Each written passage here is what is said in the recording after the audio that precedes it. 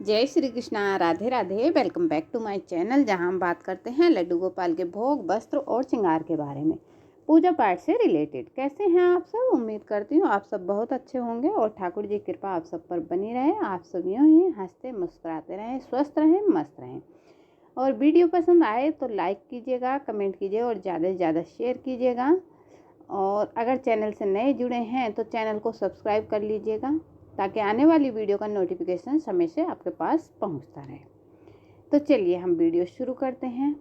तो आज की वीडियो में लेकर आई हूँ सफला एकादशी पर। कब है सफला एकादशी और क्या इसकी जो है तिथि है, क्या पूजा है, शुभ मुहूर्त, सब जानकारी इसी में मैं दूंगी महत्व के साथ। तो चलिए शुरू करते हैं हम वीडियो। ये साल की आखिरी एकादशी है, इसके बाद हमारा नया साल 2022 शुरू हो जाएगा। तो चलिए शुरू करते हैं। तो देखिए, हिंदू धर्म में जो है एकादशी तिथि का बहुत ही अधिक महत्व है। ऐसा माना जाता है कि इस दिन व्रत करने वाले व्यक्ति को भगवान विष्णु की विशेष कृपा प्राप्त होती है और समस्त पापों से हमें मुक्ति मिलती है। इस दिन आप पूरे विधि विधान के साथ व्रत रखें और पूजन करने से प्रत्येक माह के कृष्ण और शुक्ल पक्ष की एकादशी तिथि पड़ती है और पूरे साल में जो है 24 एकादशी तिथियां होती हैं, जिनका अपना एक अलग अलग महत्व होता है। तो इस महीने पड़ने वाली एकादशी तिथि बहुत ही लाभदायक है, उनका भी अपना अलग महत्व है। तो उसी प्रकार पौष माह के कृष्ण पक्ष में पड़ने वाली एकादशी, जिसे हम सफला एकादशी के नाम से जानते हैं, उसका व्रत करने और पूजन करने का विशेष महत्व बताया गया है शास्त्रों में। तो आइए जानते हैं इसी कब मनाई जाएगी सफला एकादशी और इसका क्या महत्व है। तो मैं पहले आपको बता देती हूँ सफला एकादशी का शुभ मुहूर्त। तो सफला एकादशी जो है 29 दिसंबर दिन बुधवार दोपहर 4 बजे से शुरू हो जाएगी, 4:12 से, और एकादशी तिथि समाप्त होगी 30 दिसंबर 2021 दिन गुरुवार दोपहर में 1:40 पर।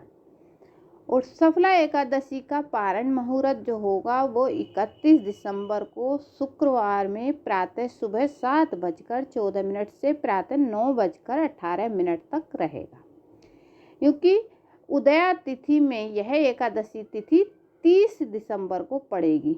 इसीलिए इसी दिन एकादशी व्रत रखना फलदायी माना जाएगा। ठीक है, यानी कि 30 दिसंबर को हमें व्रत रखना है एकादशी का, क्योंकि 29 दिसंबर को 4 बजे से आ रही है एकादशी और 30 दिसंबर में जो है उसका जो मुहूर्त है वो दोपहर में 1:40 तक है। तो इसी वजह से हम जो है 30 तारीख को ये व्रत एकादशी का रखेंगे। 31 तारीख में इसका हम पारण करेंगे। ठीक है, तो अब मैं आपको बता देती हूँ सफला एकादशी का महत्व। तो हिंदू धर्म में ऐसी मान्यता है कि एकादशी व्रत करने से समस्त पापों से मुक्ति मिलती है। सफला एकादशी का व्रत 10वीं तिथि से ही शुरू हो जाता है और पौराणिक मान्यताओं के अनुसार सभी प्रकार के पाप, दुख और दुर्भाग्य से मुक्ति दिलाने वाले इस व्रत का आरंभ महाभारत काल में युधिष्ठिर ने किया था। ऐसा कहा जाता है कि इस व्रत के महत्व के बारे में युधिष्ठिर को भगवान श्री कृष्ण ने स्वयं बताया था। सभी से मान्यता प्रचलित है कि सफला एकादशी तिथि का व्रत करने से भगवान विष्णु अपने भक्तों पर प्रसन्न होकर उनकी सभी मनोकामनाएं पूरी करते हैं। ऐसा भी माना जाता है कि जो व्यक्ति एकादशी व्रत करता है उसे 10वीं तिथि की रात्रि से ही अन्न नहीं लेना चाहिए और तामसिक भोजन भी नहीं करना चाहिए और द्वादशी तिथि में व्रत का पारण करना चाहिए।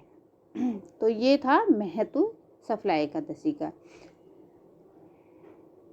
अब मैं आपको सफला एकादशी के पूजन के बारे में आपको थोड़ी सी जानकारी दूंगी।